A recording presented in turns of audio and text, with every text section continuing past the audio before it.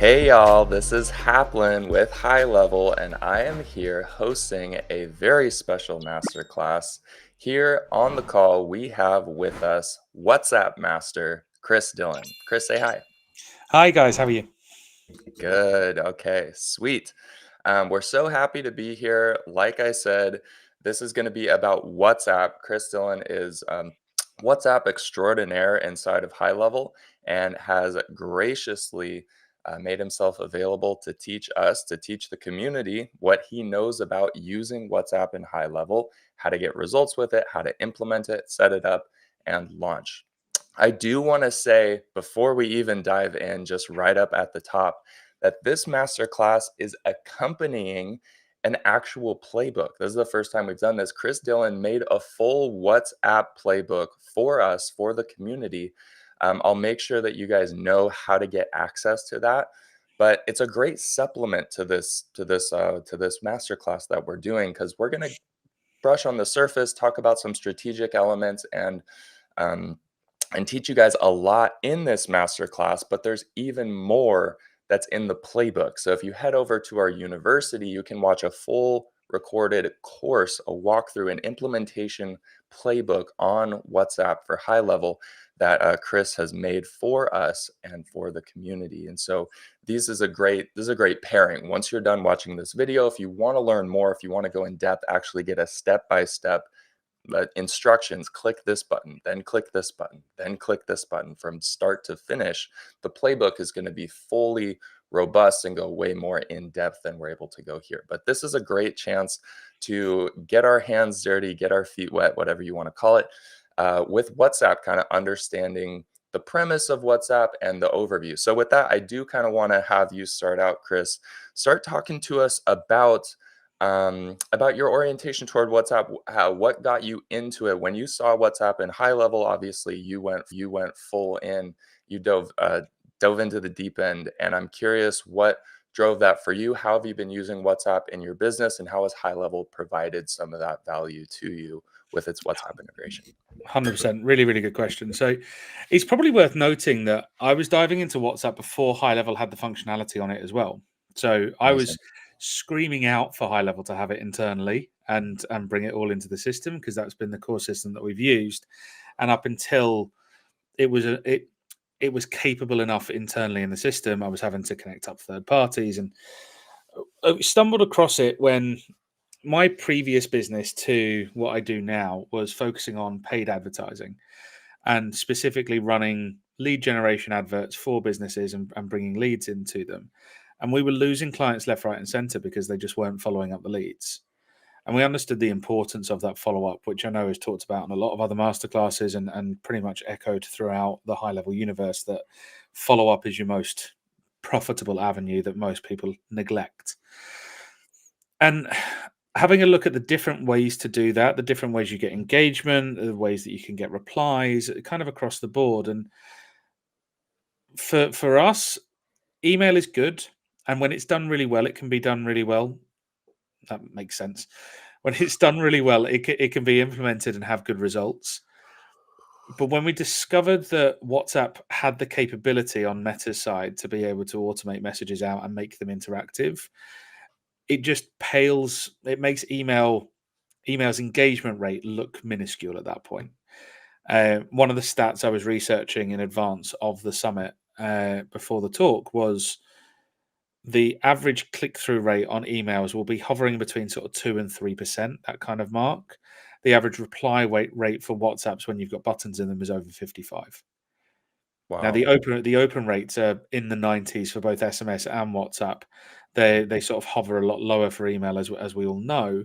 And again, you can bump up those open rates, but there was a stat I read which is 80% of every single WhatsApp message that is sent globally, of which there are 100 billion sent globally, is opened within 10 minutes of it being received by the device that's there. Wow. So I've always looked at across the entire marketing world of where is people's attention? Where are they spending their time? What There's no point running an advertising campaign for something that isn't relevant to the place that you're putting it. I often say over here in the UK, I'm a big football fan. I know a lot of people would say soccer that are watching this, and I'm not going to start that argument in the comments, I promise. But if you're advertising something that is, let's say, advertising a school theatre group outside of a football crowd, the chances are you're not going to get a huge amount of bites. And if you're advertising outside of a school with a burger van, you're probably not going to get too many people buying it. You need to be where the customer's attention is. And WhatsApp seemed to be where most of the engagement and interaction was. So I was overjoyed when the functionality was put into HighLevel that we could send these media rich messages that made engagement incredibly simple and generated conversations. Because that's ultimately what we want is all of us will know it's a lot easier to grow our business, make sales, increase customer service, onboarding, all of these things that we'll talk about by just simply having a conversation with somebody. And WhatsApp outside of the US is hands down the leader in messaging platforms globally. In the UK where I am, it's 82% of all internet users are on WhatsApp. Wow. Average WhatsApp user spending 61 minutes a day looking at WhatsApp, which, when you consider it is just purely a messaging platform and they're just on there to message, is a huge number. In the US, it's 100 million users and growing at the moment. They passed 100 million users, I believe, at the start of 2025 or the end of 24. So it's growing. And definitely, if you've got anybody that is outside of the US, WhatsApp is the default, uh, especially in South America, Latin America, almost all of Asia. I mean, 96% of all internet users in South Africa, for example, use WhatsApp. It's more used than any other social media by a significant way. So part of what we're hoping to get through on this masterclass is that sort of why it should be commanding the attention and why it should kind of build in and the impact that it can have. And the playbook is the technicalities of right. That's the theory behind it. Here's putting it into practice. Awesome. Yeah, I want to bring the audience, if you're watching this, your attention back to something Chris said earlier, which was generating conversations. This is something I can definitely connect with. I'm in the U.S., so I only just got a WhatsApp account a couple years back, maybe. But I'm a newer WhatsApp user. But like you said, it's growing in the U.S. too. But even if you're doing SMS in the U.S., that's fine. But outside of the U.S., like you said, WhatsApp is dominant in terms of that conversational channel. Strategically, though, I relate to this because I used to work in a very similar situation as you, local marketing agency, where our clients weren't following up with their leads, right? And they weren't converting in. And so many businesses miss this even today, that like the connection between marketing and sales. I feel like there's this huge gap. And in general, we have this conception of what marketing is, and we have this conception of what sales is. And big corporations have a marketing department and a sales department, and they're like these two separate entities. And so much of what I have found HighLevel to be really, really good at, and the genius of HighLevel is starting to like connect the dots between the two and like make sure that marketing efforts translate to sales efforts. And we could talk about a lot of different things and a lot of different areas of HighLevel that do that. But I think like the number one thing that I tell people who aren't thinking about this is the conversational element. To go from opting in on an ad, interacting with some advertising, or landing on a website, filling out a form, whatever it is, the lead gen, to becoming a sale, like having a conversation with that business is one of the greatest predictors of moving forward in the sales process. Yeah. And so, if you're not thinking about this now, it's time to start thinking about this. If you're doing lead gen, if you're running leads, making sure as many of those leads as possible have a conversation with you. And there are multiple different ways to do that. There's not necessarily only one solution to having a conversation, but like 100%. Chris said, email is a lower open rate and a much lower click through rate, lower response rate. And then even in experience, what you find out is even people who do respond, it's not a very conversational channel, right? Yeah. Like even the people 100%. who do engage with it, it's kind of a one-way newsletter information, and then you can click through and land on a landing page. It's good for that sort of stuff, but it's not great for conversations. And what we've found is that having a conversation with the lead is like a massive predictor of them building trust, feeling like they have a connection. The sales, the psychology of sales, they build so much momentum by having that conversation. And yeah, it seems like WhatsApp is a fantastic channel for achieving that step of the process to help people actually kind of move forward in sales. I'm really glad that you pointed out the gap between marketing and sales. I talk about this all the time, and you're one of the few people that has actually pointed that out before I do. Nice. Okay. The and the way that I phrase it, you've hit the nail on the head. Especially in bigger corporations, marketing will typically blame sales for not converting the leads that they're sending there, and sales will blame marketing for the quality of the leads that are coming through. And the problem is that gap between the middle bit is the customer's experience. Hmm. So I talk a lot about the book that I've written. I sort of lay out what these theories are throughout it, and one of the chapters in the book is reminding you that your leads are human beings; they're actual people. I think sometimes marketing campaigns forget that. Hmm. They'll look and see, oh, I've got 100 leads have come in this week. You're like, well, so 100 human beings have responded to you. Like they have actual lives, and if you're sending them an email and then going, oh, they haven't responded, there are umpteenth reasons why that would be the case. And you'll get my personality and my sense of humor through this, and I almost have to apologize for it sometimes beforehand. But I ask people very regularly, all right, if you call a lead that's come through on the system and they don't pick up, do you think they're not interested? And very often in the rooms that I'm in, people will go, yeah, they would have picked up the phone otherwise. And I was like, there is an equal chance you called them while they were in the toilet. Now, Amazing. the different bit is if you think about it like that, it changes your mindset towards the next follow up. And what WhatsApp allows us to do in terms of filling that gap, and I'll talk about how we use video content in there and how the buttons and the quick replies really make that conversation go a lot further.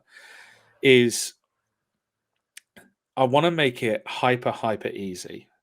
The analogy that I use, which I'm realizing when I'm speaking to a US audience, is sometimes different because in the US, when you learn to drive, you're almost exclusively learning to drive in automatic cars. Whereas over here, we have what I think you would call a stick shift. Yeah. When you're driving a stick shift, for those that drive one, you'll What do you realize call it, by the way? just a manual car. Manual transmission. Yeah. Fair enough. So when we're in a manual, the amount of time we spend in first gear is minimal. And I want to compare this to a sales process and the Hmm. conversation. So you in any journey that you're doing, and if I relate a car journey to the sales journey, the amount of time you spend in first is so fractional compared to the entire journey. But if you don't start in first, usually you stall the car. Right. Now, sometimes you could start in second. Very rarely you might be able to start in third if the car's going downhill and you already have really strong momentum because it's a really hot lead from a referral process. First gear is about how many things that I can do that will stop them dropping out of that sequence. And when you're in early doors in that sales process, the tiniest thing can put somebody off.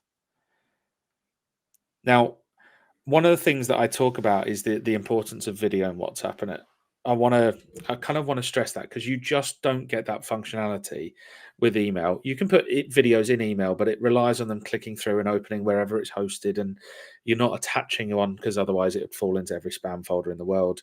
Mhm. Loom videos actually do quite a good job, and I've seen Loom. I know there are other brands out there where you can do recordings and people click on links. You're still relying on them going out of their way to take an action that they might not be ready to because they're still in first gear. Yeah.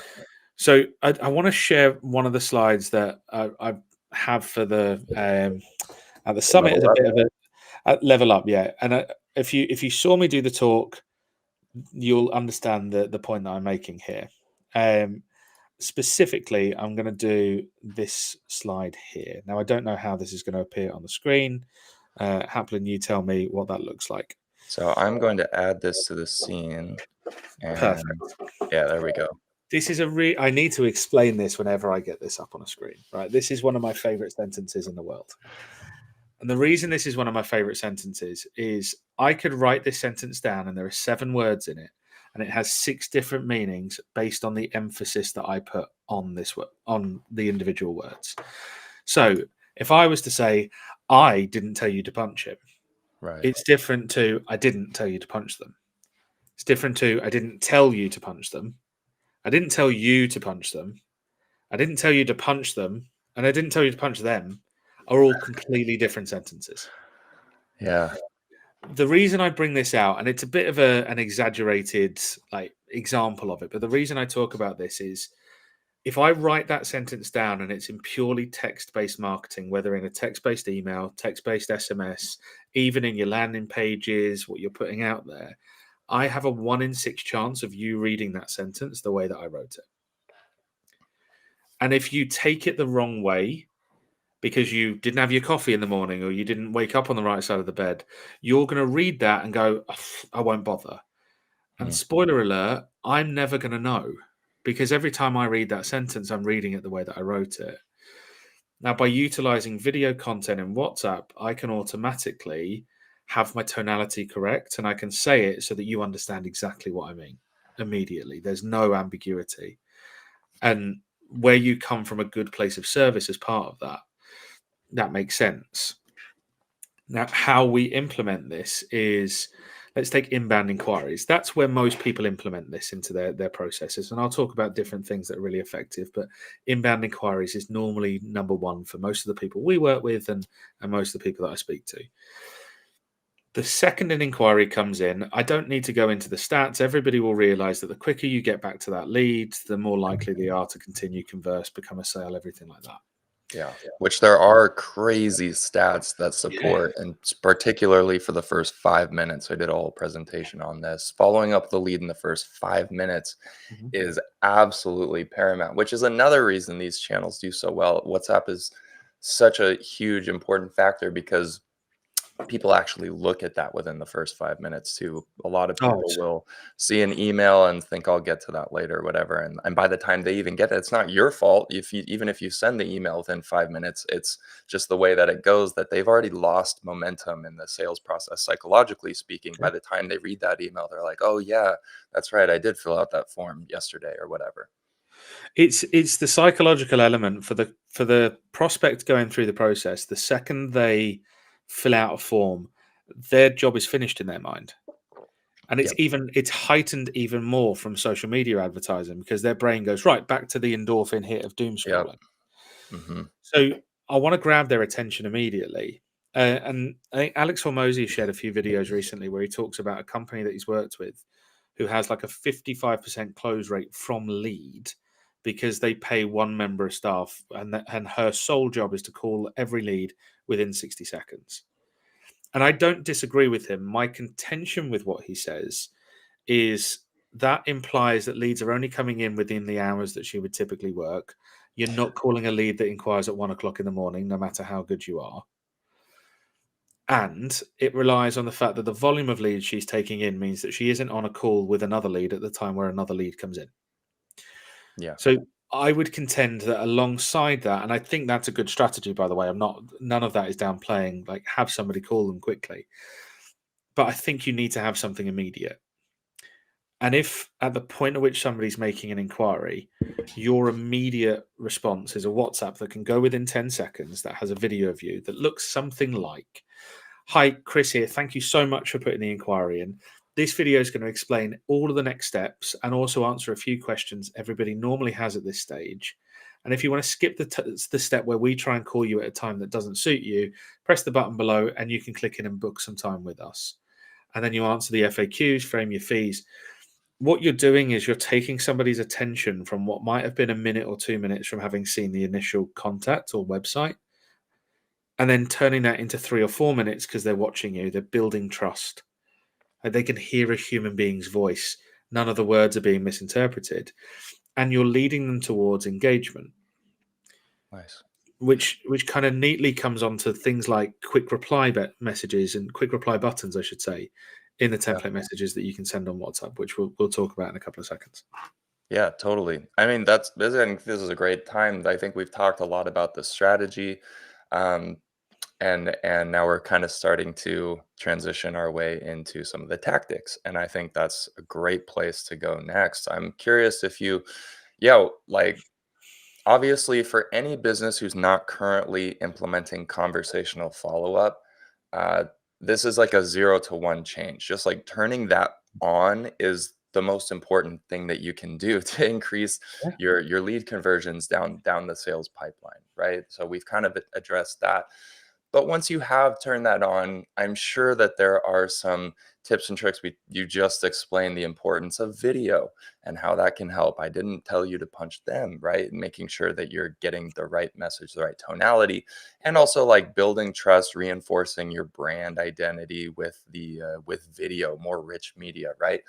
But I'm sure there's also other some do's and don'ts or tactics or tricks or things that you have discovered along the journey that I'm sure would save a lot of agencies a lot of pain as they are implementing, trying to get started on the right foot, knowing the right way to do this thing. I want to re-emphasize for people watching that if you're not doing this right now, that's the wrong way. Just turning it on is the most important thing that you can do to start getting results. Even if they're not optimized, even if it's not perfect, even if you don't have a video, follow up with your leads, get them and get them all a WhatsApp message, right? If you're in that market, or SMS, or another channel if you're in a different market.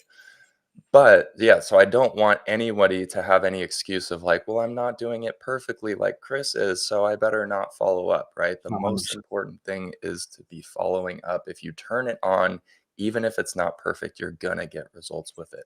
Yeah. That said, the next step is to think about optimizing and what is the actual tactical approach to implementing. I'm curious, Chris, if you'd be willing to walk us through like your approach to what an actual implementation for a WhatsApp follow-up message looks like, what a campaign looks like, and kind of show us what your approach to implementing WhatsApp in high level. Yeah, definitely. I think you've really succinctly put the worst case scenario if you turn this on is that nobody buys from you. The guarantee if you have it turned off is nobody buys from you. Great way of putting it. I Exactly right. it, it's the I talk a lot about websites because a lot of people generally are like, no, we're not launching the new website until it's perfect. It's like, well, until it's launched, you're guaranteeing zero traffic. So if you launch it, the worst case scenario is what you're currently guaranteeing. Launch it, Mhm. and then you can make tweaks. I also talk a lot, and I've been speaking to my clients on this theme for the last couple of weeks in particular, is what I call tactile feedback. So as a business, getting feedback from our prospects, customers is obviously Oh yeah. incredibly important, and it's also worth remembering that your experience of your business is going to be completely different to how a prospect is going through because you know your business better than anybody else does. So you will know the answer to questions that they don't know. And if you're approaching it how you would go through the process, not many people will because you're glossing over facts that everybody else will not know. When I talk about feedback, I've got actual feedback that people are giving you, so comments, reviews, eliciting that feedback, asking for it, and then what I call tactile feedback, which is feedback that you're getting from their behavior going through the process. If everybody's getting to the third message in your follow up and then everybody's falling off a cliff, let's have a look at the third follow up. Yeah. If everybody is asking the same question after the second message, let's put the answer to it before the second message. And we do this all the time. We actually overhauled our onboarding process recently because we had two or three clients say, what do I need to have ready for the onboarding? And I realized that if they're asking the question, number one, if multiple people ask you a question, times that by 10, that's how many people had the question. Just most people don't Yeah. ask. So when you've got multiple questions coming in on the same thing, I'm like, well, I haven't done a good enough job of letting you know what happens. And the onboarding process happens immediately after you pay me. So if your first emotion is, right, I don't really know what the next step is, that's not great, and is the number one way buyer's remorse starts creeping in. So Mhm. look at the behavior, look at the tactile feedback that you have, and I'll show, for example, my initial message that gets sent out and how I utilize that and the different elements of it.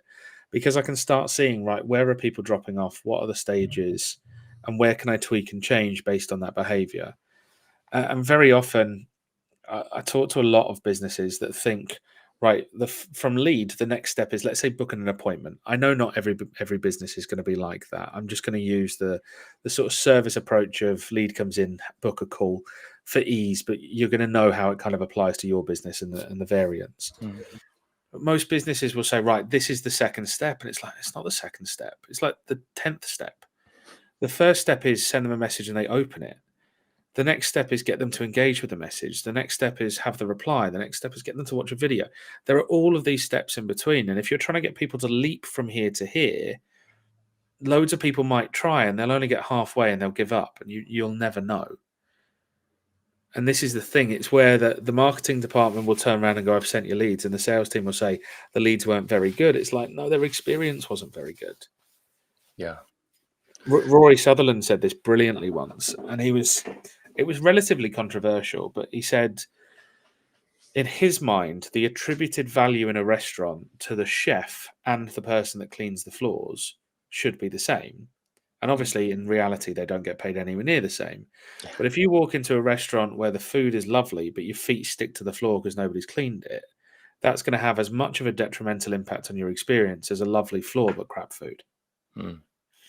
So the the experience is really important. And humor me with a bit of an exercise that I do with a lot of people. Haplin, think about your favorite restaurant. So think about everything about it, the one that you go to. You don't have to tell me what it is, but think about all of it, how many times you've been there, the experiences, the memories, the service, everything that you Yeah, have there. I wanna get fully immersed in this. I am a yes man for this type of game, I love it. Are we talking, like, my favorite, like, a go-to kinda cheap hole in the wall, like, family neighborhood type thing, or, like, my favorite, like, the nice restaurant, like, my favorite. I'm gonna let you make that decision. If Okay, you had this evening, you were going out for dinner, where would you go? okay, got it. Now, think about the time that you had the best food in a restaurant that you've ever had. Oof, 'kay. The chances are, the majority of the time that I do this, those two places aren't the same. Correct, yeah, I thought of a different place. And yet, on paper, a restaurant is there to give you food. Mhm, So I think about it, the restaurant that I've had the best food in my life, and I will talk about this place like unending. I've only ever been there once. yeah, And yet, restaurants thrive on repeat business coming back again and again and again. My point being that I can ask the majority of people that question, and usually the answer is two different things. And the reason one place is your favorite is for a variety of reasons that have nothing to do with the food. So yeah, when we're looking at your sales experience, people say, "Oh, they won't buy; it's too expensive. They're not going to do this." That's not it. It's the experience that people go through and the value that they then attribute to what that experience has been that will yeah, make it easier to go through. And I guarantee you'll stand out amongst your competition if they're putting inquiries in with 3 or 4 of your competitors and you've sent them a video thanking them for it, explaining what the next steps are. yeah. Yeah, it's differentiation, right? Like, the whether you're in local or digital or whatever, like, when a prospect or someone in the market is thinking about who they're going to do business with, and they get this experience of this business, just the way I like to imagine or that I've experienced it is just like they're present. They seem like they're there. Like they you filled out their form and then you actually get some communication. They're like reaching out to you and they want to attract you into more confidence in moving down the sales process. It's just like it feels like such an easy way to win. There are so many businesses. I'm sure folks watching this are working with some of those businesses, and it's a good thing that they have you. Businesses who are just like not present, right? They're not actually present. They don't seem to care. They don't seem to treat their leads like real human beings, right? Like you had said earlier. It's there was a restaurant, I can't remember the name of the restaurant, so forgive me, but there was one based in London, and they were a new restaurant. They were sort of your top tier Michelin star kind of restaurants. And the owner of the restaurant sent the staff to like the restaurant nearby that was like the highest rated. Mhm. And afterwards, he asked them about the experience, and everybody talked about all the amazing things. And he said, right, what was one thing that you thought was negative? Because instead of trying to copy all the things that we look at somebody doing really well, let's look at the things that you didn't enjoy. And one of the staff members said, well, I'm a beer drinker. And whilst there was a whole wine list, there was Mhm. only 3 or 4 beers that were on tap. So I didn't really have much of a choice on that. And somebody said the coffee was, it was a coffee. I didn't get the chance to sort of have different types. And they basically pointed out really small things. And he said, right, you are the beer connoisseur for us. You go out and find what the perfect beer experience would be Mm. for people. And that's what we're going to change, because it's all about, it's all about the experience side of it and how you're nurturing that lead through. And what what I want to do with WhatsApp, and what we try and put across, is that it isn't email, it isn't SMS, it is a conversation. And I make it akin to, if you went into a store to go and buy a television. For me, your email and your website are the equivalent of the posters and the signage and the leaflet that you get handed. The WhatsApp should be the conversation you have with the person standing in the department that can tell you everything you need to know. Yeah. And ultimately, if that person does their job well, you'll walk out of the store having spent more money than you expected to, and you'll be glad and you'll be justifying it to everybody else around you, because Steve in that department was absolutely brilliant and he walked us through everything.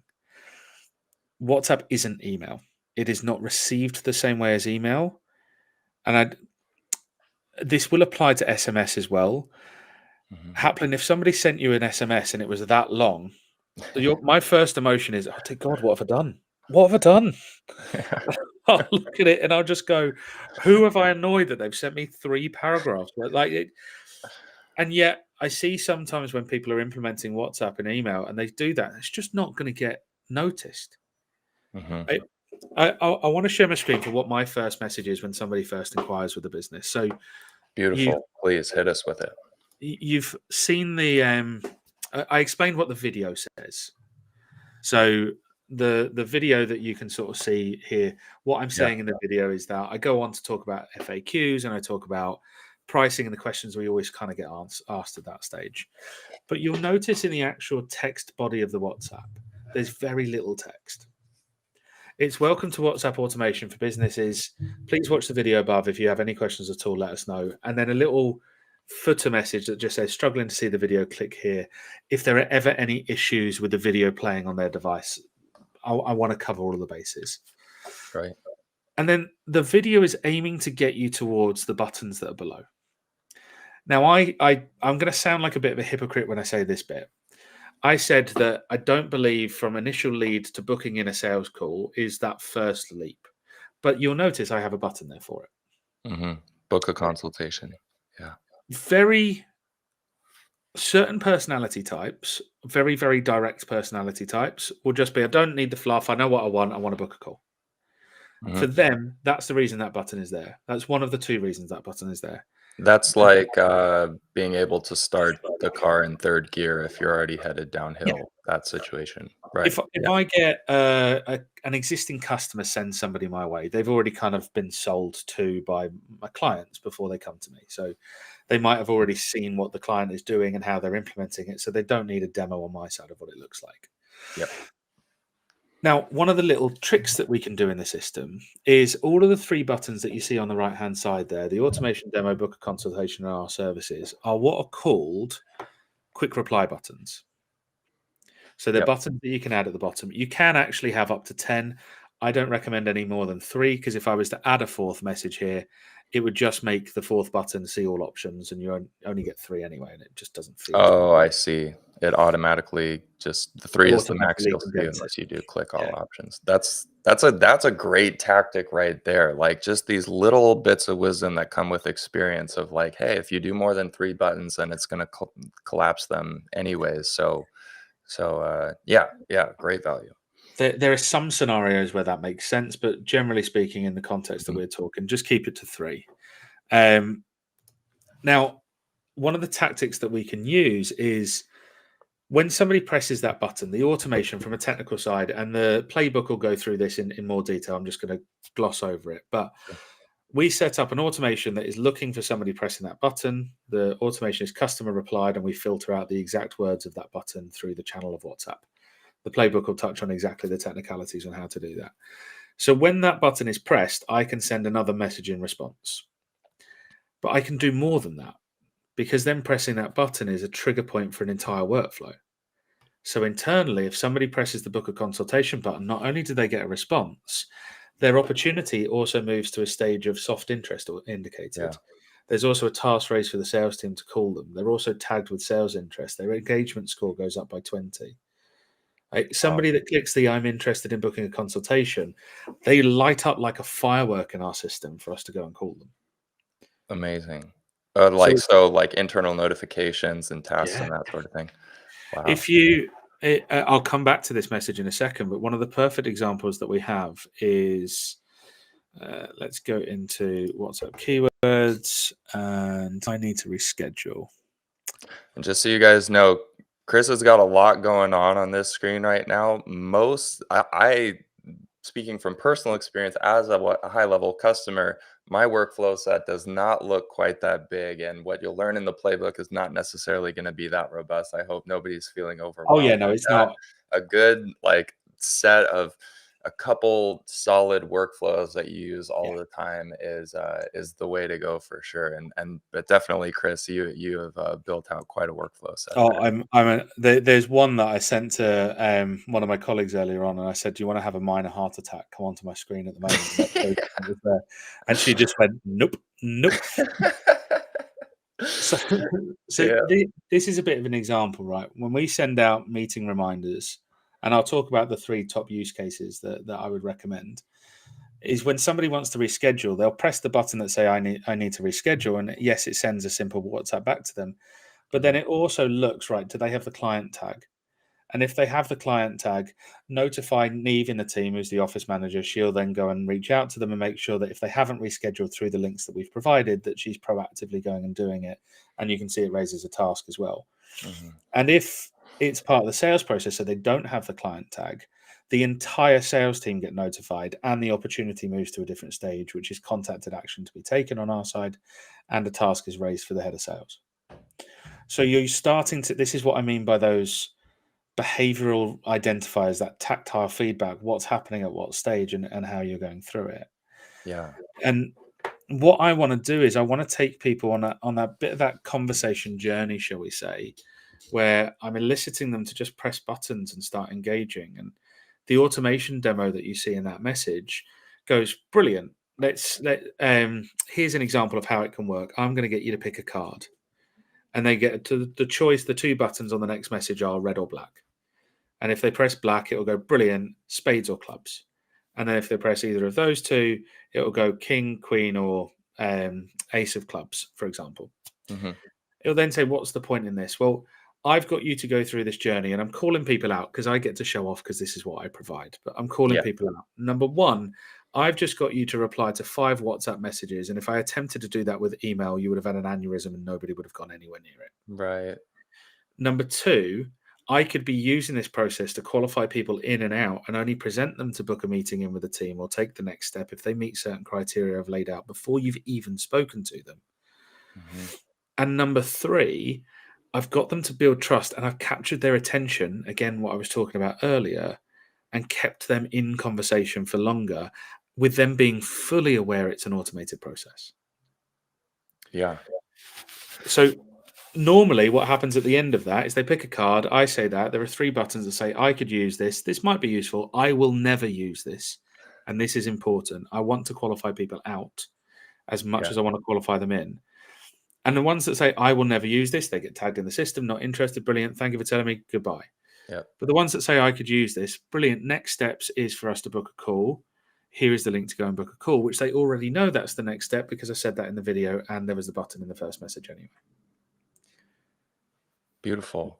That is yeah, I feel like the buttons experience is even an advantage over SMS too, even though they're Yeah. both conversational channels, like, it takes we were talking about making it as easy for the lead to move forward as possible. It's a huge factor in sales follow-up and stuff, like, even in SMS, they still have to like, type I have out to a type their answer, response, yeah. and now even that has gone away, now it's just a button with Yeah. options. It's Um, the one of the slides I had in the talk for at Level Up was the open rates from SMS and WhatsApp are comparable. They're similar. hmm, But the engagement rate on average, the reply rate on SMS about 18%, on WhatsApp is 55. wow, Like wow, our current reply rate, and I know I'm a bit of an anomaly because it's what we do, but our reply rate can fluctuate in the 60, 70%. wow, And that's it's just killer. because we're making it really easy. I want people to just have a fluid experience throughout the entire journey. Yeah. Just curious, and that initial, message that you send with the video, about how long is that video? So that's probably the longest video we have in most of the sequences. It's about O 2.5 minutes. okay, yeah, You can get on WhatsApp template messages because the file size limit is 16 meg. You can mhm, usually get up to about 4.5 minutes before the quality of the video starts becoming noticeably reduced to fit the file size that yeah, needs to be sent. and that's Normally, my recommendation is max 2.5 minutes for certain situations, but normally like a minute 90 seconds for most. yeah, I imagine that's a really good constraint. I was thinking that, especially for an initial message, it's probably, like, the shorter the better, to just try to get people to take that next step, keep them engaged. Obviously, I'm sure that, like, the tone of that video is very much like, stay with me," because Oh, that's where it's most important to kinda once they move past that, then they'll be building momentum, right? it's similar to social media. The first Mhm, 10, 15 seconds of the video is the most important. You mhm, get a little bit more rope with WhatsApp video to capture their attention because they're in the platform, they're not scrolling past it than yep, you would a normal social media one. that makes But sense. it's why if where I was doing the recording, I was saying this video is going to lay out the next steps and answer a few questions that you always have. That one sentence I have in the video keeps them in because they have unanswered questions and they know, oh, if I stay, then you'll answer the question, hopefully further down the line. Yeah, I think that's a good piece of advice too hidden in there is, like, tell them what you're going to tell them and make sure that what you're gonna tell them is gonna be really valuable. So you say, "I'm gonna show you blah, blah, blah," and make sure that blah, blah, blah is something they really wanna know, and then they'll stay and watch the Yeah. video. The Um I was going to talk about the top sort of how the best ways that I've seen to implement it and the sort of use cases for it. Because I think that's something I always get asked is how do you go like where would you put it into practice? And we've focused a lot on like inbound inquiries because that's let's be blunt, that's usually where people get the most return on putting it in because they see an actual financial it leads to sales. mhm, totally. For for me, there are 3/4 that I think are the most important. The inbound inquiries is definitely one of them. Meeting reminders and things Mhm, like webinar reminders, basically a reminder series for an appointment that they have booked. Um, we've got a. I remember when we first onboarded a client that was with us. This was a couple of years ago. They actually had somebody on hand whenever they ran their webinars for the 30 minutes before it was due to start to basically deal with any technical queries like I can't find the link, I can't get in, I can't log in, all of that kind of stuff. And the mhm, first time that we put WhatsApp in, which involved a video being sent to them the day before, laying out everything that's going to happen on the event, on the webinar, on the yeah, sales call, whatever it looked like, and explaining that, and also typically asking a few questions beforehand and getting them to go through a bit of a chatbot similar to my pick a card one.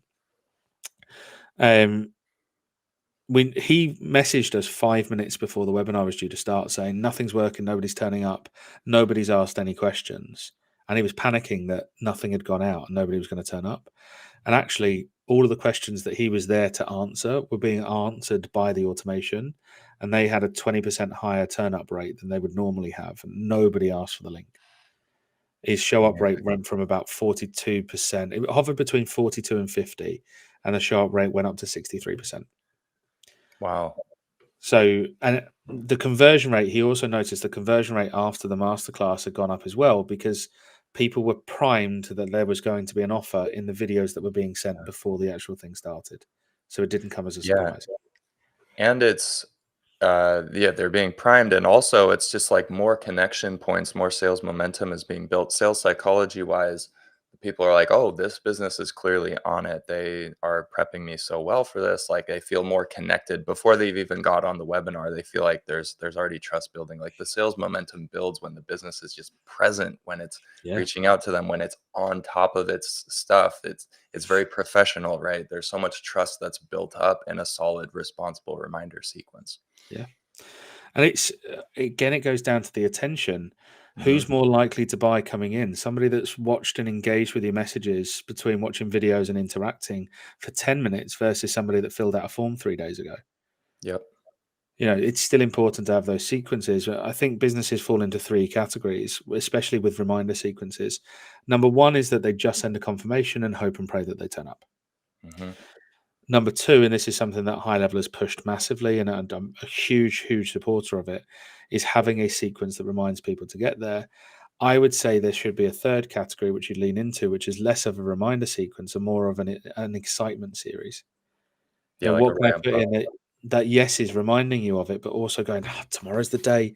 And you can put this is where you can have some fun with it. Is you can put things in going because you registered today, you didn't expect this, but here's a bit of a freebie as a thank you for turning up. And Yeah. encouraging reschedules, because again, you'll know sales psychology wise, it's a hell of a lot easier to get somebody to reschedule a meeting if they know they're not going to turn up versus rebook a meeting after the time has passed. They're Hmm. just two different mentalities. So our no-show rate for sales calls last year was 90, sorry, our show up rate for sales calls was 98.54%. We had a less than Wow. 2% no-show rate on sales calls. That's unicorn status. It, That's it was crazy. it's I put it down to two things. Number one, the sequence when they first came in did a really good job of explaining what all of the next steps are and why you would be booking a call in the first place, and seeding fees and making sure that people were qualified. And the second step was we did such a good job in the build up Hmm. of keeping their attention, keeping them engaged, asking them questions about what they were looking for. Where they came on, and I still have this to this day where people come on and go, Chris, I feel like I know you, and I've never spoken to them before, but they've watched my face talk for about 5 minutes so far. Yeah, So they build, like we talk about the importance of having that trust that you can deliver it. Well, I come onto a call and I very rarely need to work on that. And that's not an arrogance thing. That's just they feel like because I've already spoken to them and the tonality's there and I've almost held their hand through the process, that this is just an extension of a conversation they're already in the middle of.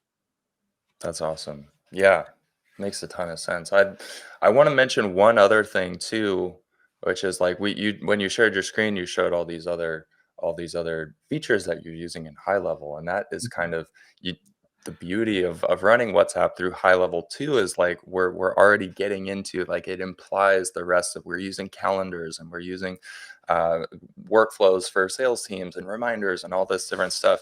You said you were running WhatsApp even before High Level had WhatsApp, and I'm sure that was an interesting journey and that you got great results with it. But I just want to reiterate that this is such a great launch point, a springboard into using other features in High Level too. There is a Yeah. huge difference between just like the Alex Hormozy method of making sure every lead gets called, like just having a dedicated person calling, or even if you applied that to WhatsApp, you could have somebody spamming out, thumbing out messages on WhatsApp to follow up with every lead. You could implement WhatsApp for a business that way, but with the beauty of high level workflows and the WhatsApp integration in high level, it syncs up with all of these different fantastic features that allow us to just compound the results and exponentially um, increase our usage in the way that these features talk to one another with calendars, with internal notifications, with calls, with AI, having AI manage Yeah. conversations for us, et cetera, et cetera. And also an extension to that, things like variable fields that you can pull through, where I Totally. can personalize WhatsApp messages the same way I would an email. So Yeah. my reminder series, which has that video, is also saying, "Reminder: your time is tomorrow at this time, and here is the link pulling through Yeah. from the meeting location." Yeah. You can make it so it's such a personal platform. WhatsApp. People that regularly use Mm. it are in family group chats, are speaking Mhm. to their closest friends. They're like, it's such a like you've never once put yours sincerely at the end of a WhatsApp. Right. It's such a more personal channel. So let's make it more personal as you go through, whilst not hiding away from the fact that this is automated. It still can be really personable. Yeah. Yeah, and you have so much more scalability in those messages, like you were talking about engagement scores and routing contacts to different opportunity stages. We're using the whole platform here. I would encourage folks who are watching this call, especially if you're a new user and you want to take action on this stuff.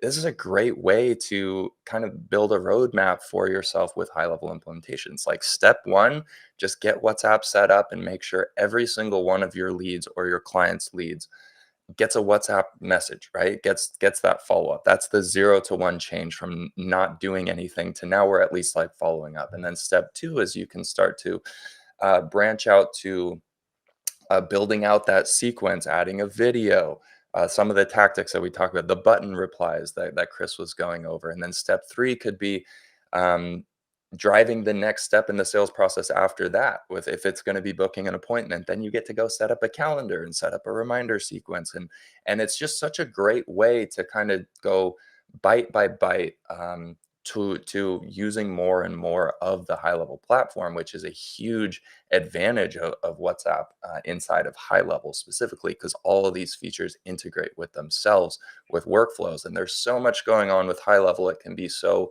overwhelming for new users.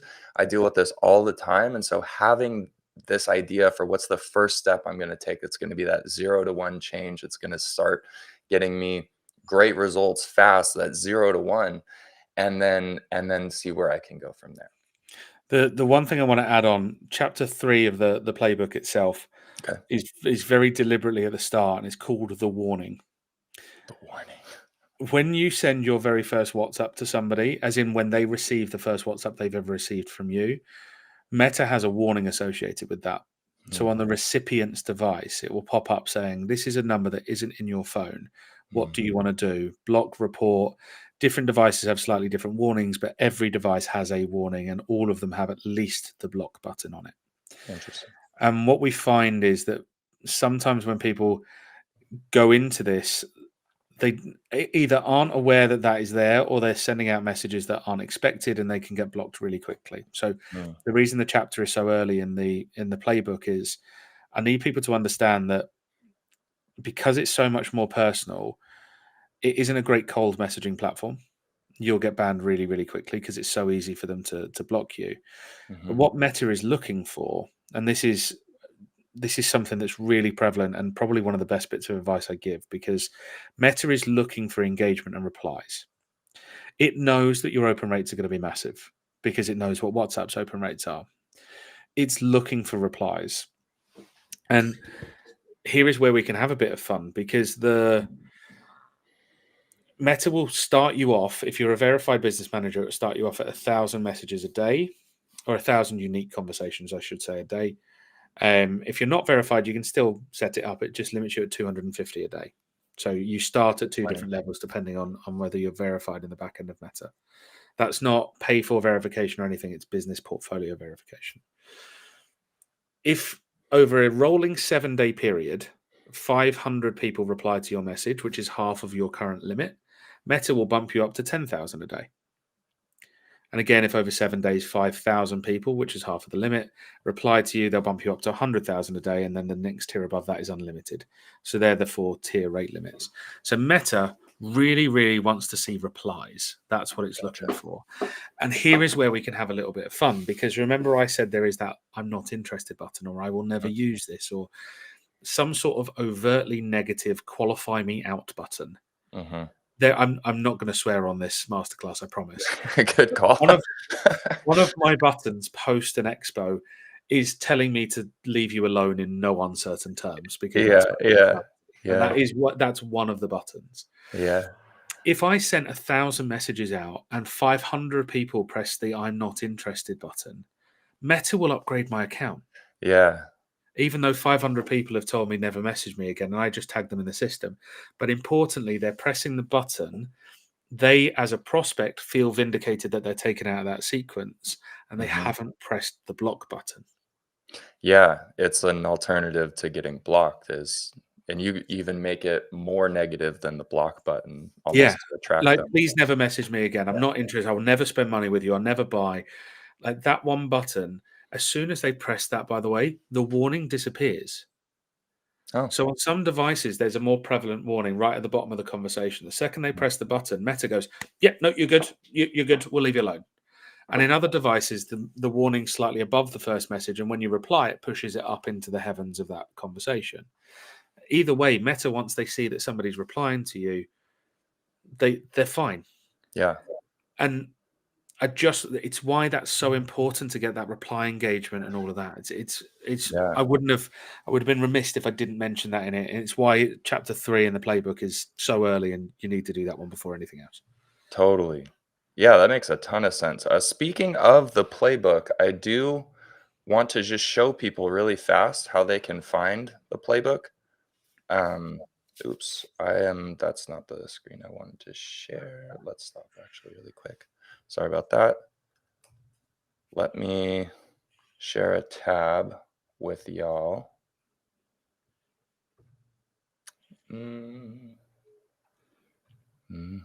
I think this one.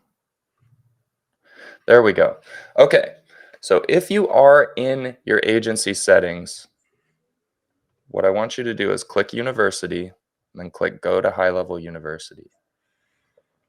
We see this, right? Yes, we do. Perfect. Then in here, if you've never joined this before, you may need to click Join Group. It's very simple, open group. You can join in with a click of a button. Just create a password and you'll be in. You're Head to still the Haplin, you're still seeing the go to high level university. Oh, right, because it opened a new tab. Yeah. Need to take my own medicine here. All right. Let's, replace It's a feature of post lockdown. We all know how to screen share, and we're all fully familiar with this. Yeah, totally. Okay, now you see university, right? Yes. Okay, there we go. Thank you so much for your patience. You click go to university, you land here, you may need to join the group. Super simple to do. Head to the learning tab. This is our full playbook library. We've got playbooks on all these awesome different product areas. You can learn a ton about high level. I've made quite a few of these myself, so I'm very proud of them. But the one that I want to highlight to you all is WhatsApp for high level with Chris Dillon. We click open there. And it takes us into this beautiful playbook that Chris has put together for you guys that's going to go way more in depth than we were able to go on this masterclass. This whole masterclass was like an introduction, but then we have all these different pieces of technical implementation. And, like, just for example, here's the warning that he was talking about. Beautiful instructions on some of these tactical kind of techie pieces that you just want to make sure you're thinking through, because there's so much that goes on with these types of messages, whether it's SMS or another, or WhatsApp or even email or other channels as well, where you just like, there's little things that are really easy to get right if you know what to do, but they're also really easy to get wrong if you don't know what to do. That can run you into issues with compliance or getting suspended, or like whatever. People are complaining all the time about this or that account getting suspended, and it's instructions like these that just are really simple and straightforward, that just kind of give you the answers to the test to know what to do to make sure that you're in good standing, that everything is really professional and taken care of. And that's another reason why, like, high level is so great with these types of channels, is because a lot of this stuff is baked in: the opting out, do not disturb functions, and making sure that you're staying like respectful and responsible in the way that you're following up and not spamming people, etc. There's so many of the guardrails that are in place, and a lot of this education is really to help make sure that you actually get the most out of this, as well as maximize your results, maximize responses, appointments, book conversions, etc. So this is the whole playbook, and you can even learn a little bit more about Chris. And yeah, can they even get in touch with you, Chris? I believe so. Well, you can definitely WhatsApp me. I can tell you that. Yeah. Amazing. Yeah, these are fantastic, fantastic modules. Oh, here we go. This is what I was looking for. Find Chris on the high level directory. Chris is a certified admin as well. So if you can click through to get in direct contact with Chris, if you think you need a little bit more help with WhatsApp, or you just are thinking to yourself, this is too much for me to deal with, I don't have the time, I'd rather outsource some of the work to get WhatsApp set up, but you want all these results, you can have a conversation with Chris and his team via the links beneath some of these modules here.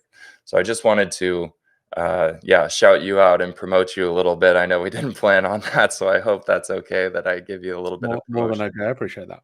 There you go. Okay, so that is the WhatsApp playbook. And I cannot stress to you enough that this masterclass has only just touched on the surface of some of these issues. I hope that you got a ton of value out of this. If you're watching this, definitely your next step is to go watch through the playbook so you can actually get to implementing with detailed screen shares about how to set up that message, how to set up buttons, how to go about thinking through your WhatsApp setup. So as we kind of wrap up here, I just want to pass it to you one more time, Chris, if you have any final thoughts or bits of wisdom to leave us with. I think the final thought is the more conversations you have with people, naturally the more conversions you're going to get. And we talk about a numbers game, and I think sometimes people conflate numbers of leads versus number of conversations, Hmm. and they look at what their process is, and we have this thing with marketing campaigns where if I get X amount of leads in, I'll convert 3%. Okay, so next time I'm going to spend the same amount of money and get another 3%. Well, my contention would be, what if you got 6%? And what if you looked at the experience and had more conversations? And yes, it's a numbers game, but I don't think it's number of leads for the most part. I think it's number of people that you get to converse with. The more you look at the experience, the more you'll realize that you can make all of those other marketing efforts go a hell of a lot further by just thinking that your leads are actual human beings. Fantastic stuff. Awesome. Thank you so much, Chris, for being willing to come on and teach us, share your wisdom and knowledge. We're also grateful for you. Let's make sure we thank Chris in the chat. Make sure we extend some appreciation to him. This has been another fantastic masterclass on WhatsApp. My name is Haplin. I will see you in the next one. Bye, guys.